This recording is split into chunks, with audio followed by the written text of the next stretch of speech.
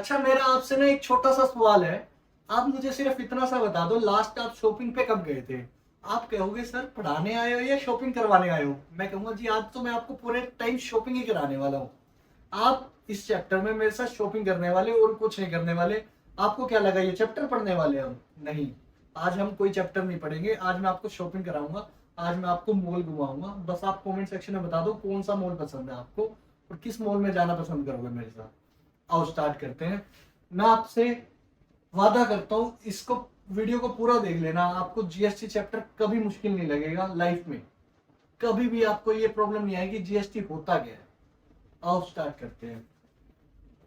What is GST? तो सबसे पहले हम ये जान लेते हैं सर, हम जीएसटी चैप्टर को पढ़ने वाले हैं तो जीएसटी होता ही क्या है? सर बड़ी बेसिक सी बात है। किसी भी तरह के गुड्स पे, किसी भी तरह की सर्विस पे जो टैक्स दिया जाता है, जो हम देते हैं एज ए कंज्यूमर, वो क्या होता है? जीएसटी होता है। उसको शॉर्ट में हम जीएसटी बोलते हैं। बट उसे, उसकी जो फुल फॉर्म है वो है गुड्स एंड सर्विस टैक्स। ठीक है जी, इतनी बात क्लियर है? ठीक है, आगे पढ़ते हैं इसको। जीएसटी जो है गुड्स एंड सर्विस टैक्स है, इज एन इनडायरेक्ट टैक्स। ये एक इनडायरेक्ट टैक्स है। अब आप कहोगे सर इनडायरेक्ट टैक्स क्या होता है? सर डायरेक्ट टैक्स वो होता है जो आप इनकम पे डायरेक्टली गवर्नमेंट को दे देते हो। जैसे फॉर एग्जांपल आपके पेरेंट्स की कुछ इनकम आई, उन्होंने उस इनकम पे कुछ टैक्स दिया, कुछ परसेंटेज टैक्स दिया जो कि गवर्नमेंट को डायरेक्ट चला गया, तो वो टैक्स आप डायरेक्ट गवर्नमेंट को देते हो। But goods and services tax आप डायरेक्ट गवर्नमेंट को ना देके जहां से भी आप गुड बाय कर रहे हो आप उन्हें देते हो, इसलिए उसे इनडायरेक्ट कहा जाता है। मैं दोबारा रिपीट कर देता हूँ। डायरेक्ट टैक्स वो होता है जो आप डायरेक्टली गवर्नमेंट को पे करते हो, जैसे कि इनकम टैक्स हो गया। और गुड्स एंड सर्विसेज टैक्स हम उसे कहते हैं जब हम किसी भी तरह का गुड बाय कर रहे हैं, किसी भी तरह की सर्विस बाय कर रहे हैं, किसी भी बंदे से, किसी भी वेंडर से, हम उसे ही टैक्स देते हैं अपना, और वो बाद में गवर्नमेंट को देता है। ठीक है जी, तो हमारे लिए वो क्या हो गया? इनडायरेक्ट हो गया, हमने डायरेक्टली गवर्नमेंट को नहीं दिया। ठीक है जी, अब बात समझ आई मेरी? तो GST goods and services tax होता है और ये एक इनडायरेक्ट टैक्स है, charge on the supply of goods and services. तो ये गुड्स एंड सर्विसेज पे लगता है, मैं आपको बता ही चुका हूँ। अब इसने ना रिप्लेस किया, it replaced many older taxes. बहुत सारे टैक्सेस होते थे पहले जो जिनको सबको कंबाइन करके एक टैक्स बना दिया, GST goods and services tax. पहले कौन से होते थे जी? वैट होता था, एक्साइज होता था, सर्विस टैक्स होता था। इन सबको ना कंबाइन करके, इवन और भी टैक्सेस थे, उन सब की कॉम्बिनेशन हम बोल देते हैं जीएसटी। अब आप कहोगे सर चेंज क्यों करा? वो मैं आपको बताता हूँ क्यों करा। आगे पढ़ते हैं। टाइप्स ऑफ जीएसटी क्या होते हैं? सीजीएसटी, इसकी फुल फॉर्म है सेंट्रल जीएसटी, मतलब basically collected by the central government. ऐसा टैक्स जो कि सीधा सीधा सेंट्रल गवर्नमेंट को जाएगा उसे हम कहेंगे सीजीएसटी। ऐसा टैक्स जो स्टेट गवर्नमेंट को जाएगा उसे हम कहेंगे एसजीएसटी। सेकंड पार्ट क्या है हमारा? एसजीएसटी जो सीधा सीधा स्टेट गवर्नमेंट को जाएगा, collected by the state government. IGST किसे बोला जाएगा? Integrated GST, charge on interstate transactions. ये जो आईजीएसटी है वो भी सीधा सीधा सेंटर को जाता है, बट बाद में कुछ अमाउंट उनको भी दी जाती है स्टेट्स को। मैं आपको डिटेल में समझाऊंगा कि कैसे है ये। अभी के लिए मैं सिर्फ आपको टाइप बता रहा हूँ, मैं आपको अभी आगे जाके वीडियो में डिटेल में समझाने वाला हूँ। एक बार के लिए एग्जांपल देखते हैं इसका। कभी भी मेरी बात ध्यान से सुनना, कभी भी आप, फॉर एग्जांपल आप हरियाणा में रहते हैं, ठीक है, आपने हरियाणा में ही कोई चीज खरीदी, ठीक है, या आपने हरियाणा में ही कोई सर्विस ली, किसी भी तरह की सर्विस ली, आपने जो भी टैक्स उस पर दिया ना, आपको उसमें दो टैक्स देने पड़ेंगे हमेशा। हमेशा दो टैक्स देने पड़ेंगे अगर आप उसी स्टेट से हैं और उसी स्टेट की कोई सर्विस यूज कर रहे हैं और उसी स्टेट का कोई गुड यूज कर रहे हैं, खरीद रहे हैं बेसिकली। ठीक है, अब वो दो टैक्स कौन से होंगे? CGST and SGST. मैं लिख पे देता हूं, दो तरह के टैक्स होंगे वो, सीजीएसटी एंड एसजीएसटी। मान लो कोई भी गुड्स है 1000 रुपीज कॉस्ट है उसकी, आपने कोई गुड्स बाय किए, कुछ उसकी 1000 रुपीज का बिल बना उसका, उस पे 10% जीएसटी था। जीएसटी रेट जो था वो 10% था। ठीक है, अब आप ऐसा नहीं करोगे कि आप सीधा सीधा 10% उस पर कैलकुलेट करोगे। आपको क्या करना है, अगर आपने सेम स्टेट में ट्रांजेक्शन करी है यानी परचेज की है या सर्विस किसी भी तरह की खरीदी है, तो आप उस पर 5% यानी 10 का हाफ कितना होता है 5%। 5% आप सीजीएसटी दोगे, सीजीएसटी का मतलब सेंट्रल गवर्नमेंट को दोगे, और 5% एसजीएसटी दोगे यानी 5% ही स्टेट गवर्नमेंट को दोगे।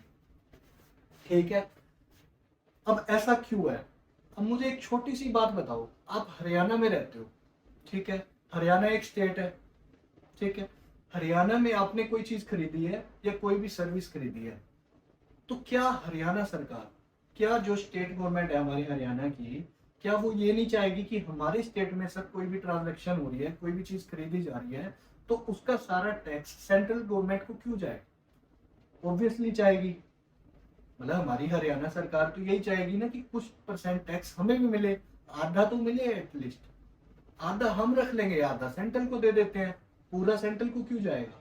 तो इसलिए क्या वो बनाया गया कि आप एक काम करेंगे, जब भी आपकी सेम स्टेट में सेल होगी, आप 5% तो दे देंगे, मतलब हाफ दे देंगे आप सेंट्रल गवर्नमेंट को, हाफ दे देंगे स्टेट गवर्नमेंट को। तो कभी भी टैक्स स्टेट सेम स्टेट में जाएगा तो दोनों में हाफ हाफ कटेगा। और जो तीसरा पार्ट मैंने बताया था आईजीएसटी, उसमें क्या होता है कि जब भी कोई इंटरस्टेट ट्रांजैक्शन होती है, फॉर एग्जांपल कोई बंदा हरियाणा का है और वो पंजाब वाले बंदे के साथ सेल परचेज कर रहा है, किसी चीज की खरीद रहा है वहां से या सेल कर रहा है, तो उस केस में एक टैक्स लगता है जो कि आईजीएसटी बोला जाता है। उस केस में सीधा सीधा जो भी टैक्स लगेगा वो सेंट्रल गवर्नमेंट को चला जाएगा। ठीक है, तो सेंट्रल गवर्नमेंट बाद में फर्दर देगी, दोनों स्टेट्स को देगी कुछ हिस्सा, बट उसको पहले जो जाएगा ना वो डायरेक्टली एक ही टैक्स जाएगा आईजीएसटी, उसको बोला जाएगा integrated goods and services tax, सीधा सीधा सेंट्रल गवर्नमेंट को चला जाएगा। ठीक है जी, बट ये आपके सिलेबस में है ही नहीं अब की बार। जो भी हम अभी पढ़ रहे हैं 2026-27 के लिए, उसमें ये आईजीएसटी सिलेबस से कट किया हुआ है। ठीक है, अब हम पढ़ते हैं सीजीएसटी और एसजीएसटी को डिटेल में। मैं आपको उनका मतलब समझा चुका हूँ, क्वेश्चंस में मैं आपको बताऊंगा क्या है और कैसे इसको यूज करना है। आओ थोड़े बहुत एग्जांपल्स देखते हैं पहले। अब जैसे लिखा भी है, जीएसटी अगर 18% दिया है और सेम स्टेट में लिखा है with in the same state, तो उसके इसमें दो लगेंगे, एक सीजीएसटी 9% ये और एक एसजीएसटी 9%, ये मैं आपको बता ही चुका हूँ। अब उससे पहले आपको मैं कुछ टर्म्स बता देता हूँ। मार्केट प्राइस क्या होता है? मान लो आप कोई गुड्स खरीदने गए किसी भी मॉल में, तो फॉर एग्जाम्पल आपको कोई बहुत ही प्यारी सी शर्ट पसंद आई जारा की, ठीक है, आपने कहा सर उस पे जो एमआरपी लिखा था वो 2000 रुपीज था। ठीक है, जो उस पे टैग लगा होता ना टैग, उस टैग पे 2000 रुपीज लिखा था। आपने मम्मा को कहा या आपने फादर को कहा, जिनके साथ भी आप गए हो पेरेंट्स के साथ, आपने उनको कहा मुझे ये शर्ट पसंद है तो मुझे दिला दो, इसका प्राइस भी 2000 रुपीज है, ज्यादा नहीं है।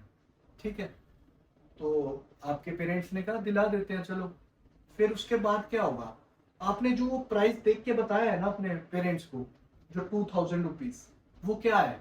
वो लिस्ट प्राइस बोला जाता है, मार्क प्राइस बोला जाता है, या कई जगह प्रिंटिंग प्राइस भी बोला जाता है। हमने ये चीज 8th में भी पढ़ी, इवन 9th में भी पढ़ी थी कि मार्क प्राइस क्या होता है, उस पर हमने डिस्काउंट दिया था, बहुत कुछ पढ़ा था। लेकिन एक आपको आइडिया देने के लिए मैं फिर से बता देता हूँ, जो भी वो टैग पे प्राइस लिखा होता है वो आपका मार्क प्राइस है, लिस्ट प्राइस भी बोल देते हैं, प्रिंटिंग प्राइस भी बोल देते हैं। ठीक है, फिर है डिस्काउंट। जो डिस्काउंट मिलता है, अब वो 2000 की शर्ट थी, नीचे ना एक बोर्ड लिखा था फ्लैट 20% ऑफ। ठीक है, आपको उस पर 20% ऑफ मिला, तो आपने अपने पेरेंट्स को कहा कि इस पे ना डिस्काउंट चल रहा है 20% का और 2000 की है, तो हमें सही रेट में मिल जाएगी।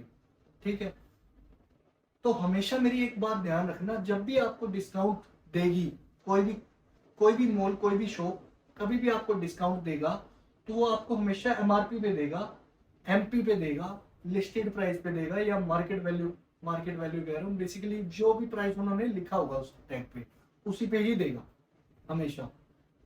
आप उसी पे कैलकुलेट करोगे। जैसे जो भी मैंने आपको बताया 2000 की शर्ट है, तो 2000 की शर्ट का 20% हम निकालेंगे तो कितना हो गया, 10 कैंसिल, ये हो गया आपका 400 रुपीज। तो आपको उस शर्ट पे 400 रुपीज का डिस्काउंट मिल रहा है। तो आप तो बड़े खुश हो गए कि 2000 की चीज हमें कितने में मिल गई, शर्ट 1600 रुपीज में मिल गई। आप कहोगे बहुत ही अच्छा ऑफर था, अपने फ्रेंड्स को भी बताओगे, अपने जो भी खास खास फ्रेंड्स होंगे उन्हें तो आप जरूर बताओगे कि बड़ी अ, प्यारी शर्ट मिली है और अच्छा डिस्काउंट चल रहा था, आप भी जाके ले आओ, बताओगे और घर पे भी खुश खुश आओगे। ठीक है। इसके बाद उन्होंने बोला है कि सेलिंग प्राइस। अब मुझे एक छोटी सी बात बताओ, 2000 की शर्ट आपको कितने की मिली, 1600 की। वो आपके लिए क्या कॉस्ट प्राइस है? कॉस्ट क्या होती है? जो भी पैसा आपकी पॉकेट से गया, आपकी पॉकेट से कितना पैसा गया, 1600 रुपीज गया, तो वो आपके लिए क्या है, कॉस्ट हुई ना, जो आपने पैसा दिया। बट वही चीज, वही 1600 रुपीज उस मॉल के लिए क्या है, सेलिंग प्राइस। क्यों? क्योंकि उस मॉल ने आपको कितने का बेचा है, 1600 रुपीज का, राइट। 1600 रुपीज का जब उसने बेचा तो उसके लिए वो क्या है, सेलिंग प्राइस हुआ। बिल्कुल कॉमन सी बात है, बिल्कुल जेन्युइन सी बात है। ठीक है जी। आगे क्या लिखा है, इसमें ये सेलिंग प्राइस को यही लिखा है इन्होंने, प्राइस आफ्टर डिस्काउंट को बोला जाता है सेलिंग प्राइस, और बिफोर जीएसटी बोला जाता है, बट उसे कि उस पर जीएसटी लगी नहीं होती, अभी जीएसटी लगती है डिस्काउंट देने के बाद। जीएसटी अमाउंट, जो टैक्स लगता है ना, वो हमेशा सेलिंग प्राइस पे लगता है। ठीक है। वही मैंने आपको अभी ऊपर भी बताया, डिस्काउंट माइनस करने के बाद जो भी प्राइस आएगा, जो भी मॉल का सेलिंग प्राइस आएगा, बेसिकली वो 1600 रुपीज था, तो 1600 रुपीज पे जो भी टैक्स होगा ना वो लगाएंगे, और 2 टैक्स लगाएंगे, मेरी बात को याद रखना, अगर आप सेम स्टेट में ट्रांजेक्शन कर रहे हैं। ठीक है। अब ये जो बिल बनेगा आपका, बिल क्या बनेगा, बड़ी कॉमन सी बात है, मेरे को एक छोटी सी बात बताओ, 2000 रुपीज उसका एमपी था, ठीक है। डिस्काउंट कितना मिल गया आपको, 400 रुपीज का। कितने की मिल गई वो चीज आपको, 1600 रुपीज की। ये मॉल के लिए क्या थी, सेलिंग प्राइस थी। बट उस 1600 पे वो कुछ परसेंट टैक्स लगाएगा। अगर 10% है तो 5% सीजीएसटी और 5% एसजीएसटी। जो 1600 में मैं, या वो जो मॉल ऐड करेगा टैक्स को, वो आपका बिल अमाउंट नहीं होगा, या उसको इनवॉइस अमाउंट भी कह सकते हैं, या फिर बिल अमाउंट भी कह सकते हैं। ठीक है जी। यही लिखा है कि बिल अमाउंट क्या है। इसके बाद क्या दिया, इनपुट टैक्स। अब इसके लिए एक कहानी समझनी आपको जरूरी है।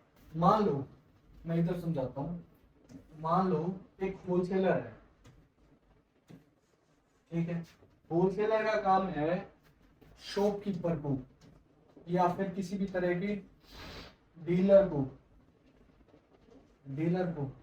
या फिर ट्रेडर को, इनको सामान पहुंचाना। इसको हम ये भी कह सकते हैं होलसेलर, या मैन्युफैक्चरर भी होता है, कई बार मैन्युफैक्चरर से भी लेते हैं। तो मैन्युफैक्चरर सामान को बनाएगा और उसे किसको सेल कर देगा, शॉपकीपर को सेल कर देगा। ठीक है। मान लेते हैं उसने 1000 रुपीज का सामान सेल किया डीलर को। डीलर कौन होता है, मेरी बात को ध्यान से सुन लो। डीलर वो होता है जो किसी भी सामान को बाय करेगा और आगे कस्टमर तक पहुंचाएगा, कस्टमर को बेचेगा। मतलब बेसिकली उसका काम, वो एक तरह से मिडल मैन होता है, उसका काम सिर्फ इतना सा है कि वो सामान खरीद के आगे बेच देगा, और जो बीच में प्रॉफिट होगा वो उसकी कमाई हो जाएगी। ठीक है जी। तो वो 1000 रुपीज का उसने सामान लिया डीलर ने। अब इस 1000 रुपीज की चीज को, पहले तो इस पे टैक्स देख लेते हैं हम। मान लो 10% टैक्स लिया उसने, 10% टैक्स था इस पे। 1000 का 10% होता है 100 रुपीज। तो जब इसने बेचा तो वो इसको शॉपकीपर को जो मिली, कितने में मिली होगी, 1100 रुपीज में मिली होगी। क्यों मिली होगी, क्योंकि इसमें 1000 रुपीज की तो चीज ही थी, और 100 रुपीज उसने टैक्स भी दिया होगा डीलर ने, किसको, मैन्युफैक्चरर को या होलसेलर को, ठीक है। इसके बाद इसने आगे सेल कर दिया कंज्यूमर को, ठीक है। कंज्यूमर को सेल करने के लिए अब एक बात मेरे को छोटी सी बताना, क्या कोई भी डीलर, कोई भी ऐसा शॉपकीपर होगा जो अपना प्रॉफिट नहीं रखेगा और तुम्हें बेच देगा? कोई भी नहीं होगा। ये तो आप इतने तो बड़े आप हो, इतनी बात तो आप समझते होगे।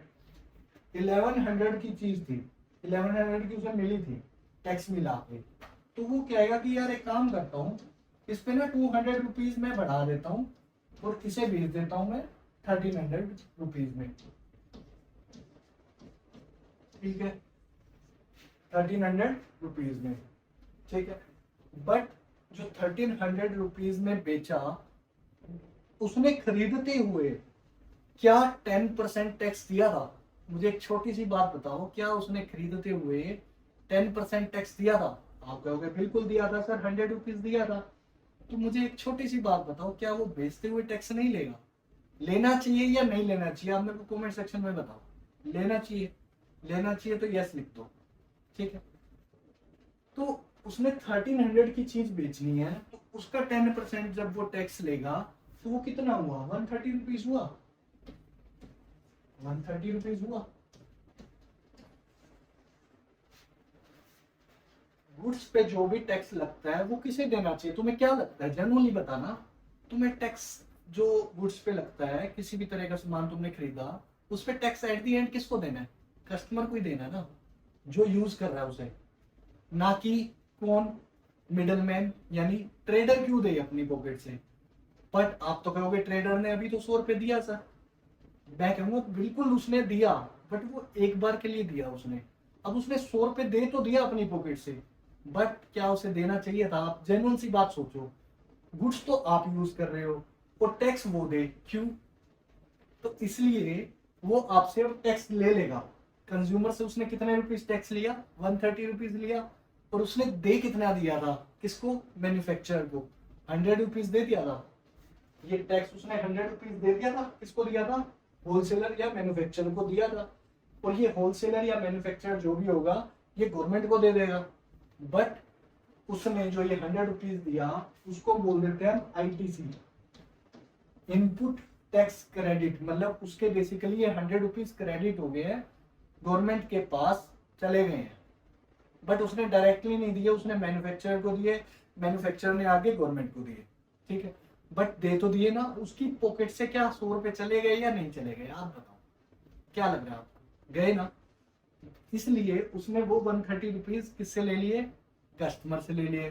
वो 130 रुपीज कस्टमर से लिए, तो गवर्नमेंट क्या ये नहीं कहेगी बड़े सियाने हो यार, तुम तो बहुत स्मार्ट निकले यार ट्रेडर? वो कहेगा क्यों यार, तुम कमाल की बात कर रहे हो, मेरे को तुम 100 रुपए टैक्स दे रहे हो। गवर्नमेंट कह रही है कि तुम मेरे को 100 रुपए टैक्स दे रहे हो, और कस्टमर को जीएसटी के नाम पे तुम कस्टमर को कह रहे हो कि 10% जीएसटी दे दो, और उनसे ले रहे हो 130 रुपीज। तो ये ट्रेडर क्या कहेगा? आप टेंशन मत लो सर, आप टेंशन मत लो, ये जो 130 रुपीज है ना, इसमें मैं अपने सिर्फ 100 रुपए ही रखूंगा जो मैंने अपनी पॉकेट से दिए थे। गवर्नमेंट कहेगी कैसे?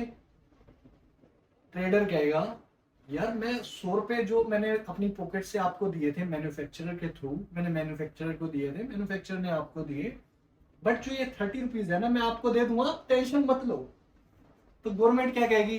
ये बात तूने ठीक करी, ये बात तूने बिल्कुल सही कही है, तू एक काम कर, तू मेरे को सिर्फ 30 रुपए जो बच गए ना वो दे दे। क्यों? क्योंकि तेरा उस पर कोई हक नहीं है, ये तो कॉमन सेंस है। जीएसटी, उसका जो प्रॉफिट है वो 200 रुपए था ना, उसने कमा लिया, तो वो जीएसटी क्यों रखेगा? जो एक्स्ट्रा जीएसटी उसने कस्टमर से लिया 30 रुपए, तो वो क्यों रखेगा? बिल्कुल कॉमन सेंस है, ये तो आप भी समझ रहे हो गया ना। 30 रुपीज वो गवर्नमेंट को दे देगा, जो उसने गवर्नमेंट को दिए 30 रुपीज, उसको हम कह देते हैं tax paid by the dealer to the government. बिल्कुल common sense, tax paid by the dealer to the government, बस दैट्स इट, इतनी सी बात है। अच्छा, इस चैप्टर में ना आपको 2 वर्ड बड़े देखने को मिलेंगे, टैक्स पेड, टैक्स रिसीव्ड। मैंने आपको समझा दिया टैक्स पेड क्या होता है, जो 30 रुपीज उसने बाद में पे किए, 100 रुपए वो पहले ही दे चुका था। मुझे एक बात बताओ, जब भी आप टैक्स रिसीव्ड वर्ड पढ़ो ना, तो आप हमेशा ना ये बात अपने माइंड में ध्यान रखना, गवर्नमेंट को हमेशा वो टैक्स मिलेगा जो कंज्यूमर ने दिया। क्यों यार, अभी मैंने आपको बताया ट्रेडर क्यों देगा अपनी पॉकेट से, वो तो उसने वैसे ही दे दिया था 100 रुपए पहले, क्योंकि उसे भी तो सामान खरीद के आगे बेचना था, प्रॉफिट कमाना था, तो उसने एक बार के लिए दे दिया था। बट बाद में कवर भी तो कर लिया ना, वो 130 रुपीज जब उसके पास आए तो उसने 100 रुपए पहले ही निकाल के अपनी पॉकेट में रख लिए, और बाकी 30 रुपीज फिर गवर्नमेंट को दे दिए। यानी उसकी पॉकेट से तो जीरो मनी गई ना टैक्स के नाम पे। तो मुझे एक छोटी सी बात बताओ, टैक्स रिसीव्ड गवर्नमेंट को एक्चुअल में कितना हुआ? 130 रुपीज हुआ या नहीं हुआ? कैसे? 100 रुपीज वो पहले दे चुका था, 30 रुपीज उसने बाद में दिए, तो टोटल कितना गया गवर्नमेंट के पास? 130 रुपीज। तो आपसे अगर पूछ लिया जाए कि बताओ tax received by the government क्या होगा, मतलब जो डीलर ने गवर्नमेंट को टैक्स दिया वो क्या होगा? पेड नहीं, sorry, tax received by the central government, या कई बार स्टेट गवर्नमेंट होता है, तो tax received by the government भी पूछ लेते हैं, वो कितना होगा? आप सीधी सीधी बात कहोगे सर 130 रुपीज। अब मैं इस चीज को बिल्कुल डिकोड करूं, तो वो 130 रुपीज कौन से हैं? जो कंज्यूमर ने दिए थे वही तो गए हैं। बस कंज्यूमर ने कितने दिए थे? 130 रुपीज दिए थे, बस उसमें से 100 रुपीज उसने पहले दे दिए थे, इसलिए अब 30 रुपए दिए हैं। बट गया गवर्नमेंट के पास कितना? वही 130 रुपीज ना। तो कहीं भी टैक्स रिसीव्ड मिल जाए आपको, उसको बोला जाता है, क्या बोला जाता है? जो कस्टमर ने दिया वो। ठीक है, बस इतनी सी बात है। अगर आप इतनी सी बात समझ गए तो आप कोई भी क्वेश्चन हो यूं कर लोगे आप। ठीक है, अब मैं दो चार वर्ड्स बता देता हूँ आपको जो बड़े इंपॉर्टेंट है आपके लिए। जो ये 100 रुपीज इसने दिया था ना, इसको हम बोलते हैं इनपुट टैक्स। इनपुट टैक्स, ठीक है। जो डीलर अपनी पॉकेट से मैन्युफैक्चरर या होलसेलर को देता है, उस टैक्स को हम बोलते हैं इनपुट टैक्स। ठीक है जी। और जो टैक्स वो कंज्यूमर से लेता है उसे हम बोलते हैं आउटपुट टैक्स। ठीक है, बस इतनी सी बात है। क्या बोलते हैं? आउट। देखो, इसको याद करने का तरीका भी बड़ा आसान सा है। आप खुद को एक तरह से डीलर समझ लो, ट्रेडर समझ लो, या शॉपकीपर समझ लो। जो पैसा, जो टैक्स आपने अपनी पॉकेट से उस गुड को खरीदते हुए दिया वो आपका इनपुट है। वैसे तो वो गया है, बट उसमें अपोजिट याद रखना है आपको, इनपुट है वो। बट ऐसे ही जो टैक्स आपने कस्टमर से लिया तो वैसे इनपुट होना चाहिए, बट आउटपुट है। यानी जो लिया आपने वो आउटपुट, जो दिया वो इनपुट। दोबारा रिपीट कर रहा हूं, जो डीलर ने टैक्स दिया वो क्या है? क्या है जल्दी बताओ? वो है क्या? कमेंट सेक्शन में बताओ जल्दी से, मैं बता रहा हूं। वो है जो भी उसने टैक्स दिया अपनी पॉकेट से, किसने? ट्रेडर ने मैन्युफैक्चरर को, वो है उसका इनपुट टैक्स। और जो उसने लिया कस्टमर से वो है उसका आउटपुट टैक्स। बस इतनी सी बात आपको याद होगी तो आप बहुत बहुत बहुत ही इंटेलिजेंट बच्चे हैं। आओ देखते हैं आगे। तो भाई ये बेसिक सी चीज है, मैंने इसमें समझा दिया, इससे भी ज्यादा डिटेल बता दिया आपको। ये आउटपुट टैक्स वही है जो मैं आपको बता चुका हूँ। एग्जाम्पल मैं आपको भी बताऊंगा आगे, क्वेश्चंस के थ्रू ही करेंगे। एक होता है टैक्स लायबिलिटी। टैक्स लायबिलिटी क्या होता है जी? आपको मैंने जो एग्जाम्पल दिया था उसमें आपने नोटिस करा हो तो उसने जो टैक्स पे किया था ना लास्ट में 30 रुपीज का, कौन सा 30 रुपीज? 100 रुपीज वो किसको दे चुका था? मैन्युफैक्चरर को पहले ही दे चुका था।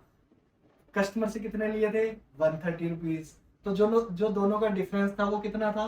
30 रुपीज। तो गवर्नमेंट ने क्या कहा था? बड़े स्मार्ट हो यार तुम, 30 रुपीज खाने के चक्कर में हो। तो इसलिए वो 30 रुपीज जो थे उसने क्या कहा? टेंशन मत लो गवर्नमेंट, मैं आपको 30 रुपीज देने वाला हूँ। तो वो 30 रुपीज जो गवर्नमेंट को वो दे रहा है वही उसकी टैक्स लायबिलिटी है। ठीक है, आई बात समझ? तो टैक्स लायबिलिटी वही है जो उसने गवर्नमेंट को क्या करी है? बाद में दी है, आउटपुट माइनस इनपुट करके। जो टैक्स उसने कंज्यूमर से लिया था वो आउटपुट, जो उसने मैन्युफैक्चरर को दिया था वो इनपुट, तो आउटपुट माइनस इनपुट क्या आया था 30 रुपीज, बस वही 30 रुपीज उसकी टैक्स लाइबिलिटी है। यही एक उसका फॉर्मूला है, output tax minus input tax. ठीक है, ये एग्जांपल अभी देखने की नीड नहीं है आपको, मैं क्वेश्चन से ही समझाऊंगा और यहाँ से हो जाता है क्वेश्चन शुरू। बट इन क्वेश्चंस को मैं आपको सेकंड पार्ट में करवाने वाला हूँ। आई होप आप इस वीडियो को देख के आपको बहुत मजा आया होगा। इस वीडियो में मैंने पूरा जितना भी डिटेल में मैं समझा सकता था इसको, मैंने पूरी कोशिश करी है। तो अगर आपको समझ आया तो प्लीज कमेंट सेक्शन में जरूर बताना, और सेकंड पार्ट का वेट करना, बहुत ही शानदार कराऊंगा। 10 क्वेश्चन मैंने पिक किए हैं, बहुत प्यारे प्यारे। उसके बाद आपको कुछ करने की जरूरत नहीं है। उसके बाद एक प्रीवियस ईयर का जरूर कराऊंगा, बोर्ड्स में जो आए थे क्वेश्चंस बड़े प्यारे प्यारे से पिक करके। बट अभी के लिए मैं सेकंड पार्ट में आपको 10 क्वेश्चंस करवाने वाला हूँ। इतना मजा आएगा ना आपको, इतना मजा आएगा, मैं कह रहा हूँ। अगर आपको ये वीडियो में जो भी समझाया समझ आया तो कमेंट में बताना। चैनल को सब्सक्राइब करके जरूर रख लेना, और अपने फ्रेंड्स के साथ भी शेयर कर देना यार, थोड़ा बहुत भला उनका भी हो जाना चाहिए। ठीक है, चलो मिलते हैं, फिर मिलते हैं, बाय।